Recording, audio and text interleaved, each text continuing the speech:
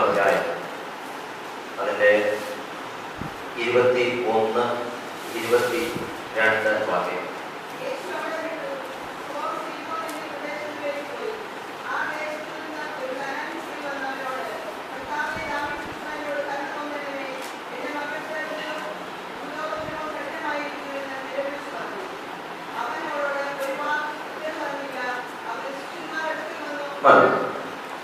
ഈ ഭാഗത്ത് നമ്മൾ കാണുന്ന പ്രധാനപ്പെട്ട ഒരു കാര്യം, യേശു അവിടം വിട്ടു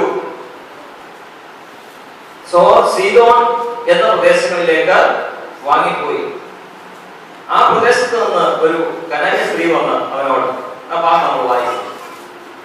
നമുക്ക് ആ ഭാഗത്തെ കുറിച്ചൊക്കെ നന്നായിട്ട് അറിയാം, അതുകൊണ്ട് ഞാൻ വിശദീകരിക്കുകയല്ല.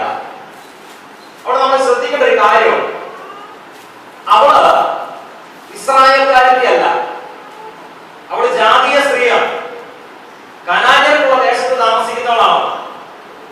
യേശുവിനെ കുറിച്ച് അവൾ കേട്ടു, യേശുവിന്റെ സൗഖ്യമാക്കുന്ന കഴിവിനെ കുറിച്ച് അവൾ അറിഞ്ഞു. അവളുടെ മകളെ കുറിച്ചുള്ള വിഷയവുമായിട്ട് യേശുവിന്റെ അടുക്കിലേക്ക് വരികയാണ്. ഒന്ന് ചിന്തിച്ചേ, അവൾക്ക് യേശുവിനുമായിട്ട് ബന്ധമൊന്നുമില്ല, യഹൂദ ജാതിയുമായിട്ട് ബന്ധമില്ല. അങ്ങനെയുള്ള യാതൊരുവിധ ബന്ധങ്ങളുമില്ലാത്ത അവളെ യേശുവിനെ വിശ്വസിച്ചതാണ് ഏറ്റവും പ്രധാന കാര്യം.